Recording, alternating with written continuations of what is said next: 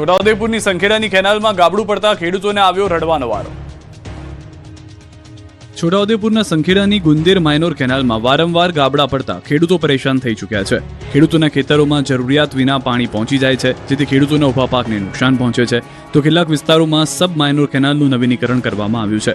જે કેનાલો બની રહી છે તેમાં ફક્ત વેઠ ઉતારી છે। તો ટીંબા અને ભાટપુર ગામ વચ્ચેની સીમમાં નવીન બનાવેલા કેનાલમાં નર્મદાનું પાણી છોડાતા જ કેનાલમાં તિરાડો પડી ગઈ। કેટલીક જગ્યાએ તો કેનાલના ટુકડા પણ થઈ ગયા છે। જે પાણી છોડવામાં આવ્યું તે ખેડૂતોના ખેતર સુધી નહીં પણ કોતરમાં વહી ગયું, જેને લઈને ખેડૂતો કોન્ટ્રાક્ટર અને અધિકારીઓની મિલીભગત હોવાનો આક્ષેપ પણ કરી રહ્યા છે।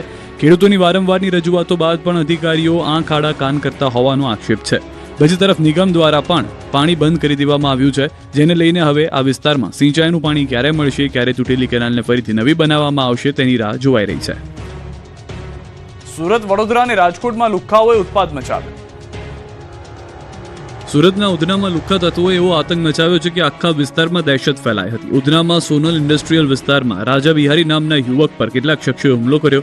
જૂની અદાવતમાં રાજા બિહારીને મારી તોડી નાખ્યો હતો। લાકડી, લોખંડના ધોકા સહિતના હથિયારો સાથે યુવક પર ગુંડાઓ તૂટી પડ્યા। આરોપીઓએ ખુલ્લેઆમ યુવકની ધુલાઈ કરી નાખી, જેથી આ વિસ્તારમાં દહેશત ફેલાઈ હતી। આ તરફ રાજકોટમાં પણ ગુંડારાજ છવાયું છે। શહેરની કટારિયા ચોકડી પાસે 4 થી 5 લોકોએ કેટલાક લોકો પર પથ્થરોથી હુમલો કર્યો। લક્ષ્મીનગર સોસાયટીમાં અસામાજિક તત્વોએ આતંક મચાવ્યો। ધોકા, પાઇપ સાથે 4 થી 5 લોકોએ પથ્થરમારો કર્યો। સામસામે 2 જૂથ આવી ગયા, જેથી આ વિસ્તારના લોકો ડરી ગયા હતા। બીજી તરફ વડોદરામાં જાહેરમાં મારામારી કરવી ભારે પડી। પોલીસે તોફાની તત્વોને કરાવ્યું કાયદાનું ભાન। 2 દિવસ અગાઉ હાથખાના વિસ્તારમાં જાહેરમાં મારામારી કરનારને પોલીસે પકડી પાડ્યા છે। પતંગની લારી લગાવવાના મામલે ભાઈઓ વચ્ચે હિંસક તકરાર થઈ હતી। કુંભારવાડા પોલીસે કરી 4 શખ્સોની અટકાયત અને કાન પકડી માફી પણ મંગાવી હતી। વડોદરા અને ભાવનગરમાં દારૂ ભરીને પૂરપાટ જતા વાહનને નડ્યો અકસ્માત। રોડ પર દારૂની થઈ રેલમ છે। વડોદરામાં ફરી એકવાર રફતારનો કહેર જોવા મળ્યો છે। વડોદરા હાલોલ રોડ પર દારૂ ભરેલા વાહનને અકસ્માત નડ્યો હતો, જેથી દારૂની રોડ પર રેલમછેલ થઈ હતી। હાલોલ રોડ પર કુમેઠા નજીક પૂરપાટ જતું પિકઅપ અને ટ્રક વચ્ચે અકસ્માત થયો। બંનેની સ્પીડ એટલી ખતરનાક હતી કે પિકઅપનો કચ્છર ખાણ વળી ગયો। આ સાથે જ ફાયર સેફટીના સિલિન્ડર અને પીપળામાં ભરેલો 4.5 લાખનો દારૂ ઝડપાયો। પરપ્રાંતમાંથી ભાવનગર દારૂ પહોંચાડવાનો હતો। અકસ્માતમાં પિકઅપ વાનના ચાલકનું મોત થયું, જ્યારે 2 યુવકો ઘાયલ થયા। પોલીસે 2233 બોટલ દારૂ બિયર સહિત 6.91 લાખનો મુદ્દામાલ જપ્ત કર્યો। આ બાજુ વડોદરા જેવા જ દ્રશ્યો સામે આવ્યા ભાવનગરથી, જ્યાંના નારી ગામ નજીક દારૂ ભરેલી કારનો અકસ્માત થયો। બેફામ જતી કાર ડિવાઈડર સાથે અથડાતા કારનો બુગડો બોલી ગયો। કારમાંથી દારૂ મળી આવ્યો, જેથી રસ્તા પર દારૂની રેલમછેલ થઈ। મોટી સંખ્યામાં લોકો દોડી આવ્યા। પોલીસ પણ ઘટના સ્થળે પહોંચી હતી। સુરતમાં સગીર પુત્રએ એવા સ્ટન્ટ કર્યા કે પિતાને માફી માંગવી પડી। સુરતમાં સગીર પુત્રએ રોડ પર એવા સ્ટન્ટ કર્યા કે પિતા 2 હાથ જોડીને માફી માંગવી પડી। પોલીસે પિતા પુત્રને પકડીને કાયદાનું ભાન કરાવ્યું। સુરત શહેરના જાહેર માર્ગો પર સ્ટન્ટબાજોનો આતંક અટકવાનું નામ નથી લઈ રહ્યો। તાજેતરમાં મોટા વરાછા રિંગ રોડ પર એક સગીર દ્વારા જોખમી સ્ટન્ટ કરવામાં આવ્યા। બાઇક સવારે ટ્રાફિક વચ્ચે પોતાના બાઇક આગળથી ઊંચું કરી જોખમી સ્ટન્ટ કર્યા। નવાઈની વાત એ છે કે આ સ્ટન્ટબાજે પોતાની સુરક્ષા માટે હેલ્મેટ તો પહેર્યું હતું, પરંતુ જાહેર માર્ગ પર અન્ય વાહન ચાલકો અને રાહદારીઓના જીવ જોખમમાં મૂક્યા હતા। આ સ્ટન્ટનો વિડીયો સોશિયલ મીડિયા પર વાયરલ થતા જ લોકોમાં રોષ જોવા મળ્યો। આ મામલે ઉત્તરાયણ પોલીસે ત્વરિત કાર્યવાહી કરી સ્ટન્ટબાજની ધરપકડ કરી છે। જોકે સ્ટન્ટ કરનાર સગીર હોવાથી તેના પિતાએ પોલીસ સ્ટેશનમાં માફી માંગવાનો વારો આવ્યો હતો। અમરેલીના લુણીધાર ગામે 2 મંદિરમાં તસ્કરોએ કરી ચોરી।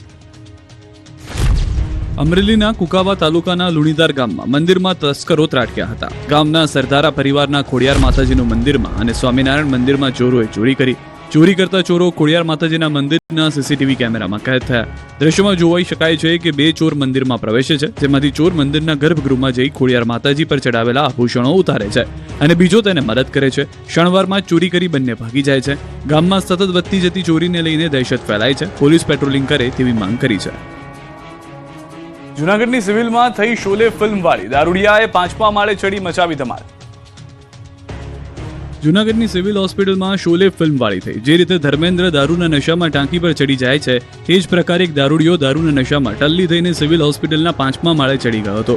દિવાલ પર ચડી કૂદકો મારવાની ધમકી આપી રહ્યો હતો, જેને લઈને સિવિલમાં હાજર દર્દીઓ અને તેના સગાઓના જીવ અદ્ધર થઈ ગયા હતા। આ અંગેની સિવિલ તંત્રને જાણ કરતા દારૂડિયાને નીચે ઉતારવા માટે તંત્ર દોડતું થઈ ગયું હતું।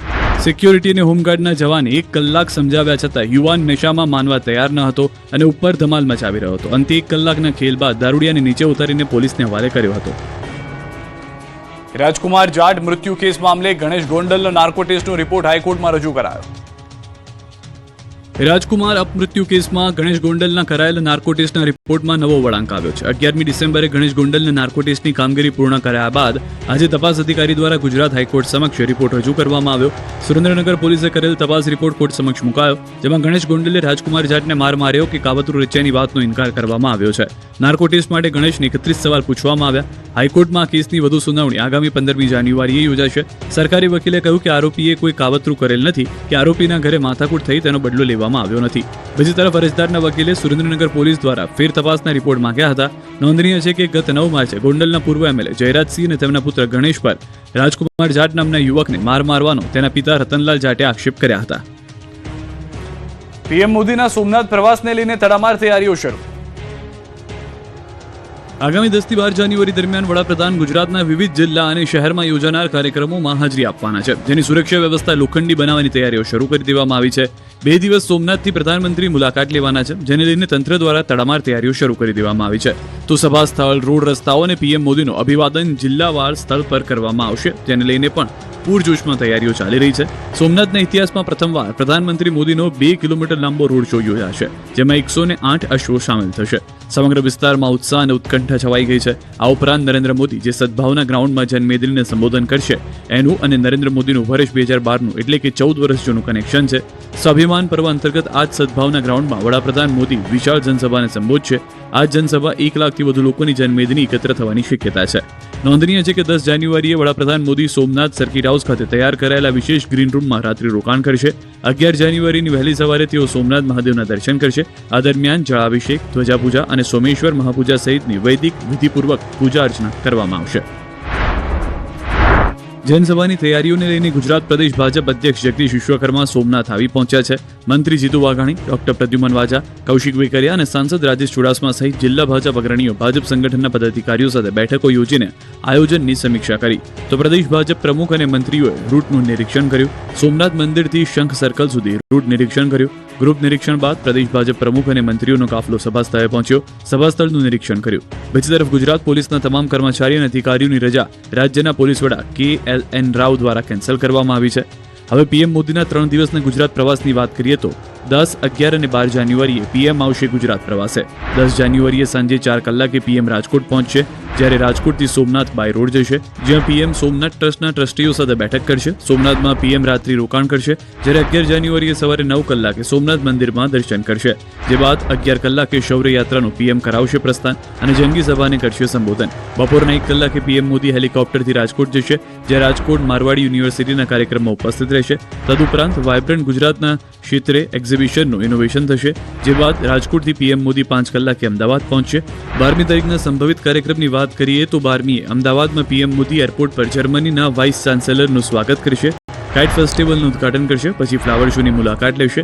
ગાંધી આશ્રમની મુલાકાત લેશે. મેટ્રો રેલના ફેઝ 2ના ભાગનું ઉદઘાટન કરશે. રિવરફ્રન્ટથી મેટ્રોમાં સવારી કરશે. વડોદરાની નર્મદા વસાહતના વિકાસને લઈને રાજકારણ ગરમાયું. ધારાસભ્ય ધર્મેન્દ્રસિંહ વાઘેલાએ મધુ શ્રીવાસ્તવ પર કર્યા પ્રહાર, તો મધુ શ્રીવાસ્તવે કર્યો પલટવાર.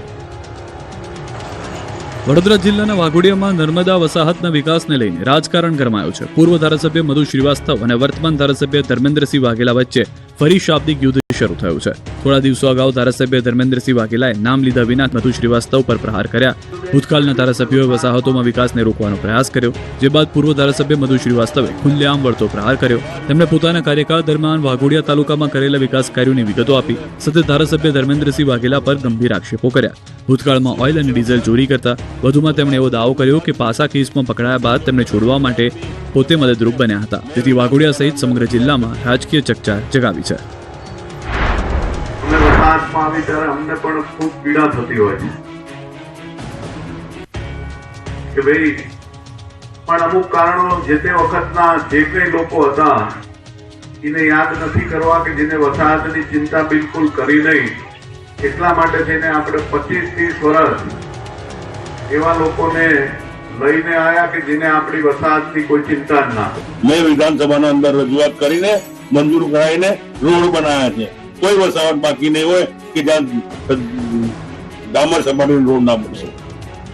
આ ધંપસો મારવાના બંધ કરો ભાઈ. તમે શું કરતા હતા, તમે પેલા શું હતા, આજે શું છે એ મારા મોઢામાંથી ના બોલાવતા. ઓઇલની ચોરી શું કરતા હતા,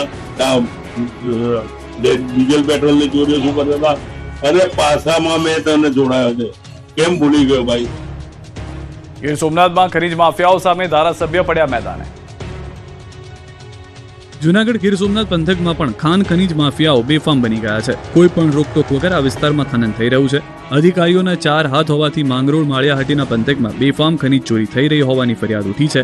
આ અંગે અનેકવાર ઉચ્ચ કક્ષાની રજૂઆત કરી છે. આમ છતાં કોઈ કાર્યવાહી ન થતા ગીર સોમનાથના કોંગ્રેસના ધારાસભ્ય વિમલ ચુડાસમા મેદાને આવ્યા. ખાણ ખનીજના અધિકારીઓ સામે ગંભીર આક્ષેપ કર્યા. અધિકારીને લોકેશન આપવા છતાં કાર્યવાહી ન કર્યાનો દાવો કર્યો. ખનીજ ચોરી કરનાર ખનીજ માફિયાઓ સામે કાર્યવાહીની માંગ કરી. કાર્યવાહી નહીં કરે તો દિલ્હી સુધી રજૂઆત કરવાની તૈયારી દર્શાવી. ઘણા દિવસોથી આજ દિવસ સુધી રાઇટિંગમાં પણ લખીને આપેલું છે, પણ આજ દિવસ સુધી ખનીજ માફિયા દ્વારા બેફામ ખનીજ ચોરી ચાલી રહી છે. આની પહેલા જ્યારે જુનાગઢ મુકામે મુખ્યમંત્રી શ્રી આવેલા હતા, એમને આગમનમાં સમયે જ આ લોકોએ બેફામ રીતે ખનીજની મંજૂરી આપવામાં અધિકારીઓ દ્વારા આપવામાં આવેલી હતી. સુરતના મોલમાં ડ્રગ્સ બનાવતી મિની ફેક્ટરી પકડાઈ. લંડનમાં બેઠા બેઠા સુરતના મોલમાં ડ્રગ્સનું પ્રોડક્શન કરતા. આ દ્રશ્યો નિહાળી પહેલી નજરે લાગશે કે આ તો લોકોના સ્વાસ્થ્યના રિપોર્ટ બનાવવા માટેની લેબ છે. લેબ જરૂર છે, પરંતુ લોકોના લોહીના ટેસ્ટ માટેની નહીં, પરંતુ ડ્રગ્સ બનાવવા માટેની છે. સુરતના પર્વત પાટિયા વિસ્તારમાં આવેલ કમર્શિયલ મોલની અંદર ફૂડ ટેસ્ટિંગ લેબની આડમાં ધમધમતી હાઈ પ્યોરિટી ક્રિસ્ટલ મેફેડ્રોન ડ્રગ્સની ફેક્ટરીનો સુરત એસઓજીએ પર્દાફાશ કર્યો, જેમાં આંતરરાષ્ટ્રીય લંડન કનેક્શન ખુલતા પોલીસ સ્તબ્ધ થઈ ગઈ. અમરોલીમાંથી 236 ગ્રામ ડ્રગ્સ સાથે ઝડપાયેલા જીલ ઠુંબરની કબૂલાત બાદ પોલીસે પોલારિસ શોપિંગ સેન્ટરની ડિક્રિયા ફૂડ એન્ડ ફાર્મા એનાલિટિકલ લેબોરેટરીમાં દરોડા પાડી ડ્રગ્સ બનાવનાર સિનિયર ટેકનિશિયન સહિત કુલ 3 શખ્સની ધરપકડ કરી. લંડનમાં બેઠેલા માસ્ટર માઇન્ડ અને લેબના માલિક જનક જાદાણીના ઇશારે અને ફાઇનાન્શિયલ મદદથી શહેરમાં જ નશાનું ઝેર તૈયાર થતું હતું. યુવાધનને નશાના રવાડે ચઢાવવાના આ કાવતરામાં પોલીસે લાખોનો મુદ્દામાલ, તૈયાર ડ્રગ્સ અને જ્વલનશીલ કેમિકલ્સનો જથ્થો જપ્ત કર્યો. લેબની અંદર તપાસ કરતા પોલીસને આધુનિક મશીનરી અને કેમિકલ્સ મળ્યા, જેનો ઉપયોગ high purity crystal mephedrone drugs તૈયાર કરવા માટે કરવામાં આવતો. આરોપી બ્રિજેશ તેની કેમિકલની જાણકારીનો દુરુપયોગ કરીને ઉચ્ચ ગુણવત્તાનું મેફેડ્રોન તૈયાર કરતો હતો, જે લંડન સ્થિત હેન્ડલરના ઇશારે બજારમાં વેચવામાં આવતું હતું. આ તરફ જૂનાગઢમાંથી મેફેડ્રોન ડ્રગ્સ ઝડપાયું છે. માંગરોળના નગીનાવાડી વિસ્તારમાંથી ડ્રગ્સ મળી આવ્યું છે. આ સાથે જ ફારૂક ખાદિમ નામના શખ્સને ઝડપી પાડ્યો છે. 3.58 ગ્રામ ડ્રગ્સ, મોબાઈલ, રોકડ મળી કુલ 43,030નો મુદ્દામાલ જપ્ત કર્યો છે. તો અમદાવાદના જુહાપુરામાંથી ડ્રગ્સ ઝડપાયું છે. એમડી ડ્રગ્સની ડિલિવરી કરવા નીકળેલો આરોપી ઝડપાયો. તોસીફ અહેમદ ઉર્ફે બાપુ પાસેથી 50 લાખનું એમડી ડ્રગ્સ મળ્યું છે. ગાંધીનગર અમદાવાદ બાદ સુરતમાં પાણીપુરી વાળાઓને ત્યાં દવાઈ. ગાંધીનગર, અમદાવાદ અને હવે સુરતમાં પાણીપુરી વિક્રેતાઓને ત્યાં તવાઈ બોલાવવામાં આવી છે. એટલી ગંદકીયુક્ત જગ્યાઓ પર પાણીપુરી બની રહી છે કે જ્યાં એક સેકન્ડ ઊભું રહેવું પણ મુશ્કેલ બની જાય. ફૂડ વિભાગે દરોડા પાડી કાર્યવાહી કરી. ગાંધીનગરમાં રોગચાળો વકર્યા બાદ સુરત મનપા એક્શન મોડમાં છે. પાંડેસરા વિસ્તારમાં પાણીપુરીના વિક્રેતાઓને ત્યાં આરોગ્ય વિભાગની ટીમે દરોડા પાડ્યા. તપાસ દરમિયાન અખાદ્ય અને આરોગ્ય માટે જોખમી સામગ્રી મળી આવી. કેટલાક વિક્રેતાઓ પાણીપુરી બનાવવા માટે કાળા, વપરાયેલા અને સડેલા તેલનો ઉપયોગ કરી રહ્યા હતા. આ ઉપરાંત કોથળામાંથી સડેલા બટેકા મળી આવ્યા છે, જે માનવ સ્વાસ્થ્ય માટે ગંભીર ખતરો ઉભો કરે છે. ગંદા કપડામાં આલુપુરી તૈયાર કરવામાં આવતી હોવાનું પણ આરોગ્ય વિભાગની ટીમે પકડ્યું. આ કાર્યવાહી દરમિયાન અખાદ્ય તેલ, બટાકા અને તૈયાર પાણીપુરી સ્થળ પર જ જપ્ત કરવામાં આવ્યા છે. આરોગ્ય વિભાગની ટીમે તરત જ આ તેલનો નાશ કર્યો હતો, જેથી તેનો ફરી ઉપયોગ ન થઈ શકે. નિયમોનું ઉલ્લંઘન કરનાર વિક્રેતાઓને સ્થળ પર જ દંડ ફટકારવામાં આવ્યો હતો. અમદાવાદમાં ગઈકાલે પાણીપુરી વાળાઓને ત્યાં રેડ પાડ્યા બાદ આજે પાણીપુરીની લારીઓ જપ્ત કરી. અમદાવાદના વિવિધ વિસ્તારમાં પાણીપુરી વિક્રેતાઓને ત્યાં ફૂડ વિભાગે દરોડા પાડ્યા, જ્યાંથી સડેલા બટેકા, અખાદ્ય ચણા અને કાળા મસ્ત તેલમાં તળેલી પાણીપુરી પકડી પાડી હતી. અખાદ્ય જથ્થો નાશ કરાયો હતો. 50થી વધુ એકમો પર તવાઈ બોલાવી હતી. ત્યારે બુધવારે બહેરામપુરા વોર્ડમાં ફરી મનપાની ટીમ ત્રાટકી હતી. પાણીપુરીની તમામ લારીઓ દૂર કરી જપ્ત કરી લીધી હતી. ગંદકી વચ્ચે પાણીપુરી તૈયાર કરતા લારીઓ પકડી લેવામાં આવી હતી. 50થી વધુ લારીઓ પકડી લેતા પાણીપુરીના વેપારીઓમાં આક્રોશ જોવા મળ્યો.